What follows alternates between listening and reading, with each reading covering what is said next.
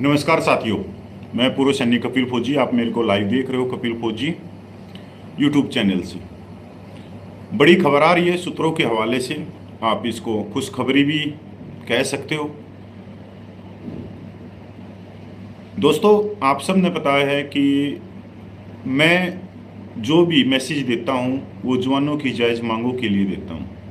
उसमें 1 rank 1 pension है, military service पे है, डिसेबिलिटी पेंशन है, प्रीमेच्योर रिटायरमेंट है, एक्स ग्रुप की विसंगतियाँ हैं, सैनिक विधवाओं की विसंगतियाँ हैं, जेसीओ रैंक की विसंगतियाँ। इसके अलावा मैं ज़्यादातर कुछ बोलता भी नहीं। फालतू फंड की कोई भी बात है मैं लेके नहीं आता।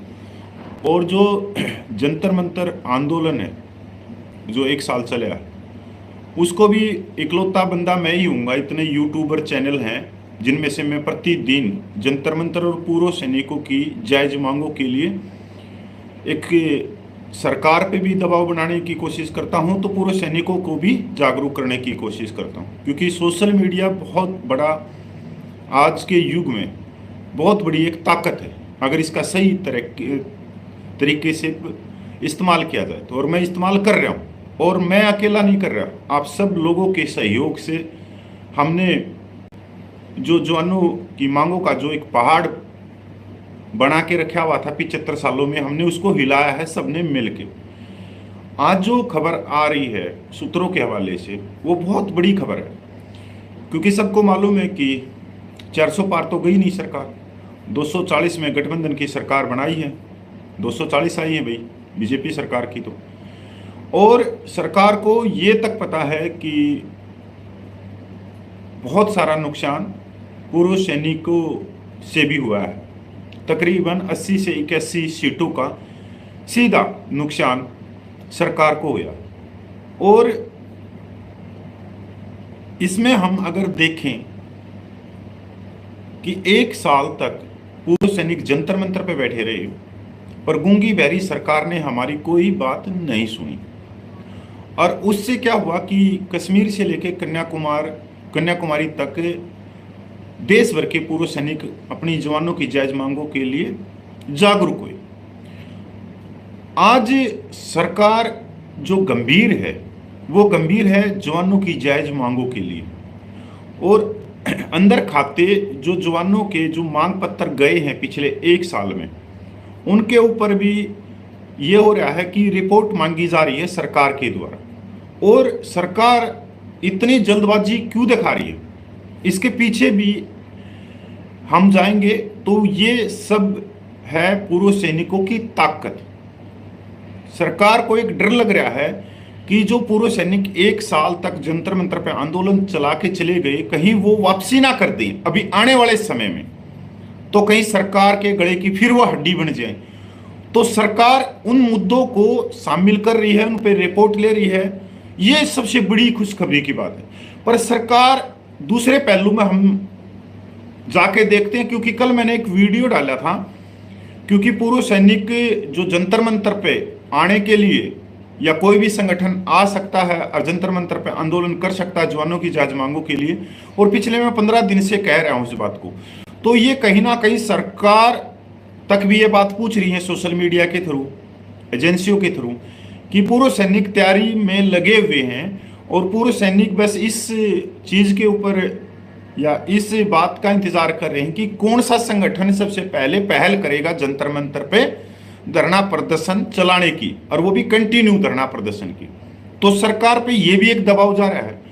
अब जो बात पता लग रही है, सरकार की इस धरने को रोकने की पूरी कोशिश कर रही है। क्योंकि कल मैंने एक बात कही थी कि एक तो गोल टोपी है जयपुर से, एक यूट्यूबर है जो सैनिक नाम से अपना चैनल चलाता है, वो भी ऑनरेडी कैप्टन है। एक जम्मू से है, वो भी ऑनरेडी कैप्टन है। और एक झुंझुनू से है, वो भी एक सूबेदार है या ऑनरेडी है। मतलब चारों की चारों। और एक गुरदासपुर से भी एक सूबेदार मेजर का नाम आ रहा है कि सरकार इनके थ्रू एक मीटिंग करने वाली है अभी जल्द, इनको बुला के और इनसे 10-15 मिनट बातें करेगी और इनको चाय पानी पिलाएगी और इनका जो कागज है वो ले लेगी, जो मांग है कागज का टुकड़ा इनसे ले लेगी और कहेगी कि हाँ हम इसके ऊपर कार्रवाई करेंगे, तब तक आप शांतिपूर्वक घर में जाके बैठ जाएं और कोई भी आंदोलन ना करे जंतर मंतर पे कि किसी भी तरह से आप आंदोलन मत करो, हम इसके ऊपर हैं, और समय निकालती रहेगी सरकार। अब इनका क्या काम होगा, इनका ये आते ही समाज के अंदर एक मैसेज देंगे कि हमारी मीटिंग हो गई है केंद्र सरकार के बड़े नेताओं के साथ में, और उन्होंने आश्वासन दिया है कि आपकी मांगों पर गंभीरता से विचार विमर्श किया जा रहा है। पर मैं यहीं पर कहूँगा कि ये गलत चीज़ है, क्योंकि अगर हम बात करें कि सबका सैनिक संघर्ष कमेटी की 14 मीटिंगें माननीय रक्षा मंत्रियों के साथ में पहले से हो चुकी है, 28-29 उसने आंदोलन कर चुकी है, और रक्षा मंत्रियों से जो 14 मीटिंग हुई उसमें 7 मीटिंगें मैं अकेला करने वाला हूँ। जब हम थक गए थे चारों तरफ से, और जब ये आश्वासन दे रहे थे हमारे को, हमारा मांग पत्र ले रहे थे और हमारे को कह रहे थे कि आप जाओ घर में, हम इस पे गंभीरता से सोच रहे, पर पिछले 14 साल में सरकार ने कोई गंभीरता से नहीं सोचा इस बारे में। तो सरकार एक अलग तरह का रास्ता निकाल रही है। हमारे ही जो भाई हैं, हमारे जो बुजुर्ग हैं, पूर्व जेसीओज हैं, वो उनका आडा लेके या उनको आगे करके और धरने प्रदर्शन में पूर्व सैनिकों समाज में एक चीज़ फैलाना चाह रहे हैं कि अब धरना प्रदर्शन की कोई जरूरत नहीं है, हमारा मांग पत्र हो गया, हमारी बातें हो गया।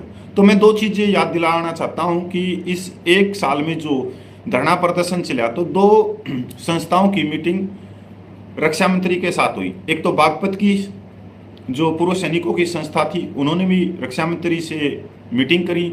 दूसरी दिल्ली से एक पहलवान जी हैं, उन्होंने भी मीटिंग करी, उनसे भी मांग पत्र लिया और उनको आश्वासन दिया कि आपकी बातों पे, आपकी मांगों पे गंभीरता से विचार किया जा रहा है।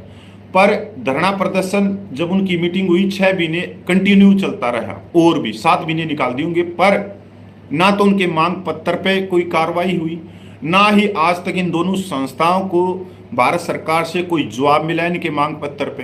तो आप देख सकते हो कि ये जो मीटिंगें हुई ये भी उस आंदोलन को पीछे हटाने की थी।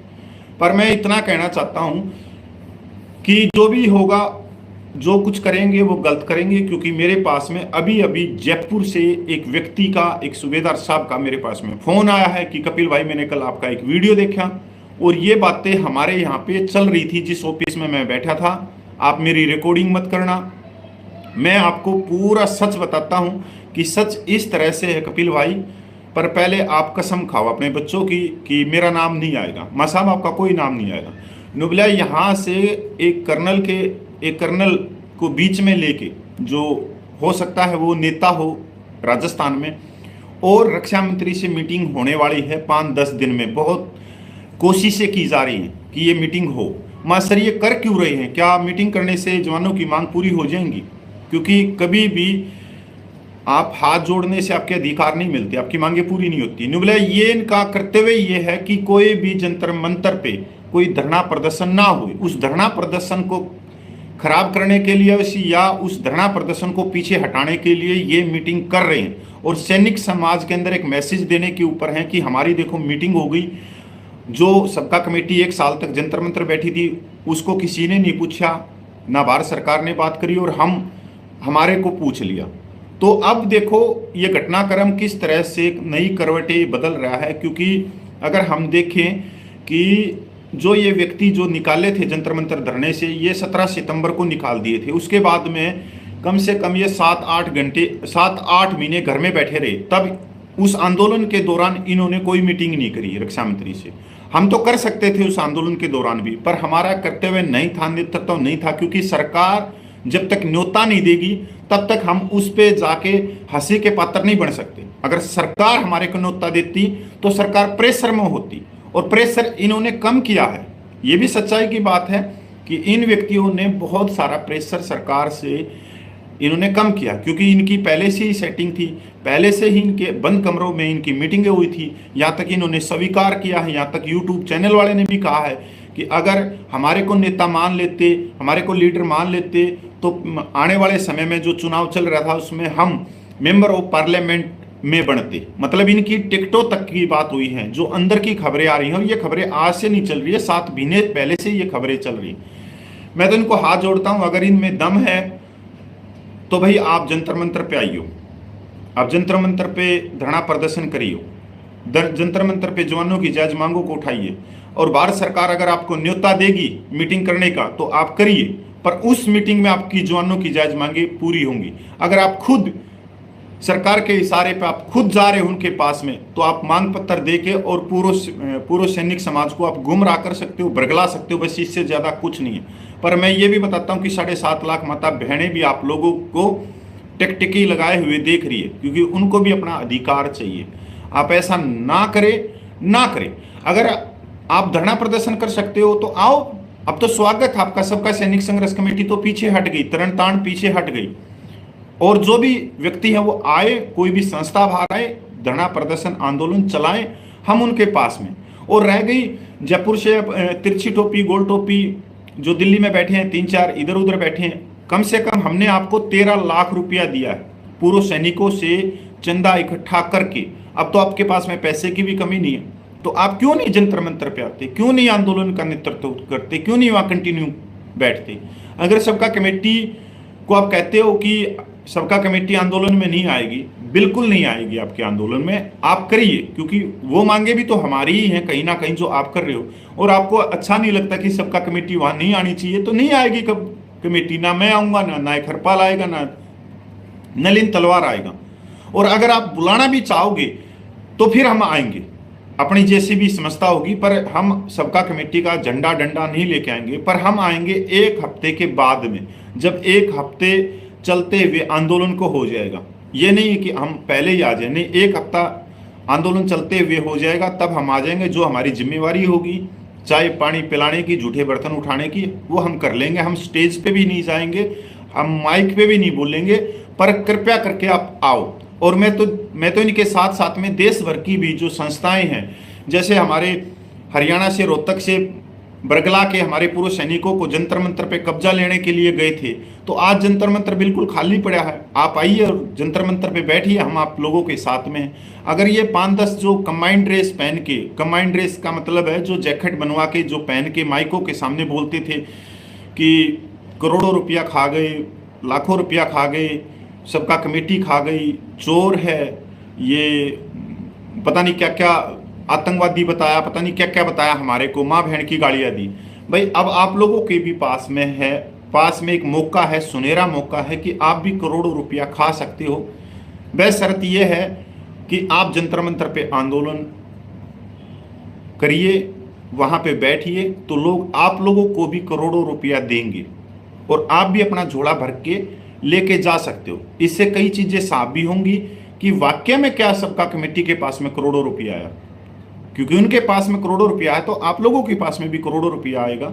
और जो गालियां हमने खाई हैं, कृपया करके आप उन गालियों को भी महसूस करोगे कि जब आगे जो चलता है, जो आगे बैठता है, आगे नेतृत्व करता है, वो कितने बड़े दबाव में रहता है कि आप सब लोगों की गालियां खानी है।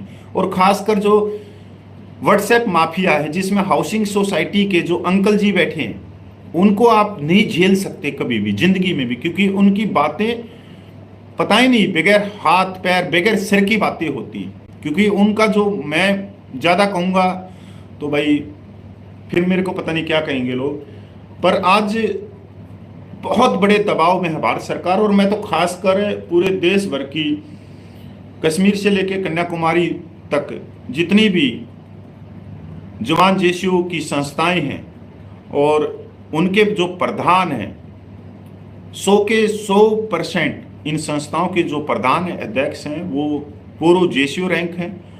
तो जेसीओ रैंक को सामने आके धरना प्रदर्शन का ऐलान करना चाहिए, उनको सामने आना ही आना चाहिए।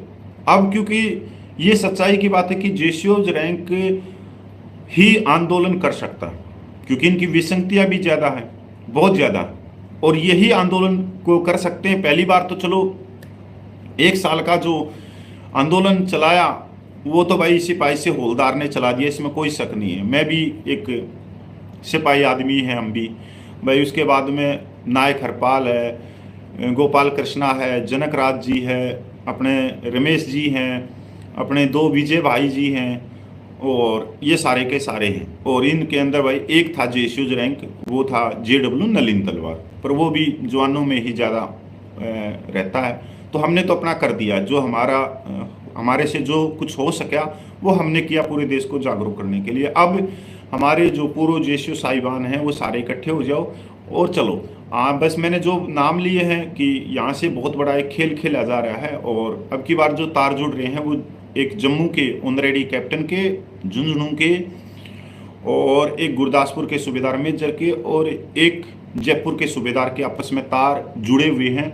और पता नहीं कि उनका ट्रांसफार्म किस साइड में जा रहा है। वो जवानों को बरगलाने के लिए हो सकता है कि कुछ समय के बाद में वो कोई मीटिंग करे। पर मैं इनको हाथ जोड़ के कहता हूँ, अगर आप लोगों में दम है तो आप जंतर मंतर पे धरना प्रदर्शन लगाइए, पूरा देश आपके साथ में रहेगा। आप लोगों की इस तरह से पैर नहीं खींचेंगे जिस तरह से आप लोगों ने एक साल जंतर मंतर धरने के पैर खींचे हैं, उनको बदनाम करने की कोशिश की है। मैं वचन देता हूँ हम ऐसा अकर्तव्य नहीं करेंगे, क्योंकि हमने पता है कि आप अपना परिवार घर बार छोड़ के जंतर मंतर पे बैठोगे, तो अगर हम आपका सहयोग नहीं कर सके तो असहयोग करने की तो बात ही नहीं।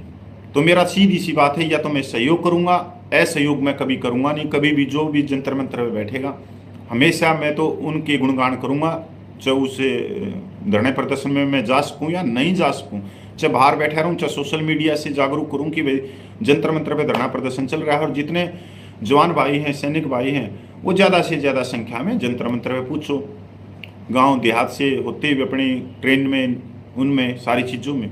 और अभी मैं स्टेट वाइज भी प्रार्थना करूंगा कि स्टेट वाइज भी कोई संस्था बाहर निकल के आए तो उनके मैं छोटे छोटे वीडियो लाने की कृपया करूंगा, और स्टेट का ही नाम लिख के टाइटल होगा कि भाई राजस्थान की कोई भी पूर्व सैनिकों की कमेटी जंतर मंतर पे धरने का ऐलान करो, हम उनके साथ में।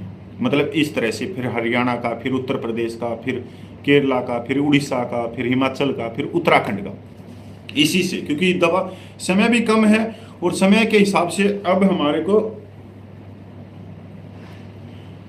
जल्द से जल्द घोषणा कर देनी चाहिए, क्योंकि सबका कमेटी तो घोषणा नहीं करेगी। सबका कमेटी बहुत पीछे हो चुकी है, उसने जो कर लिया अपने 14 साल में कर लिया, और हम भी सबका कमेटी के ही हैं, तो हम घोषणा नहीं करेंगे।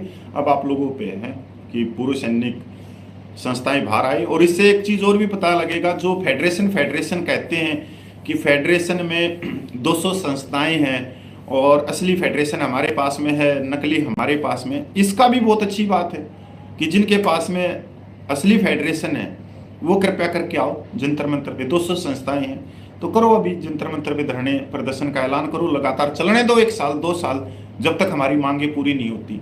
देखते हैं क्या, नहीं तो देश तो आप लोगों को देख ही रहा है और सबको पता भी लग रहा है कि सच कहाँ है, झूठ कहाँ है, सारी चीज़ें समझ रहे हैं। फौजी आदमी जो पहाड़ियों से रह के, रेगिस्तान में जो बर्फों से रह के समुद्र तक रह के आ जाता है, तो ऐसा तो इतना तो नहीं है कि उसमें दिमाग नहीं है।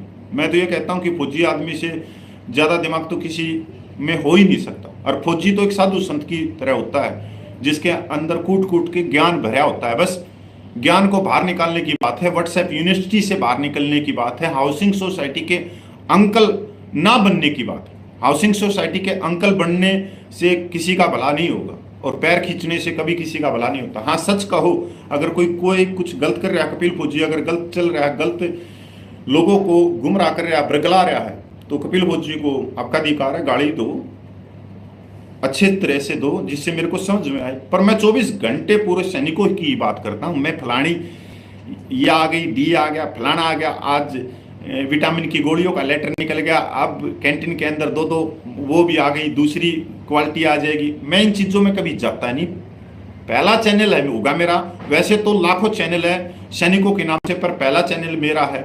जब मैं सुबह उठता भी हूँ तो शाम को सोता भी हूँ, तो जवानों की जायज मांगों को बोलता हूँ अपने इस चैनल से और पूरे देश भर को जागरूक करता हूँ। दूसरी बात, मैं सरकार पर भी आप लोगों के सहयोग से प्रेशर बनाने की कोशिश करता हूँ। फरवरी में जंतर मंतर पे आंदोलन सीज किया गया था, आप देखते होगे इतने अब 3 महीने से ज़्यादा हो गया, तो मैं अकेला ही व्यक्ति हूँगा जो बार बार जंतर मंतर की बात करता हूँ, बार बार मैं जवानों की जायज मांगों की बात करता हूँ, प्रीमेच्योर रिटायरमेंट की बात करता हूँ। भाई मैं क्यों कर रहा हूँ? कोई आप मेरे को पैसा तो दे नहीं रहा, कोई अपनी पेंशन से या तनख्वाह से नहीं, उसमें मैं भी हूँ कहीं ना कहीं, मेरे भी तो अधिकार मारे गए हुए हैं। आप लोगों सब मिलके चलेंगे तो कुछ आपको मिलेगा, कुछ मेरे अधिकार मिलेंगे, सबका भला होगा। जय हिंद, वंदे मातरम, जय भारत।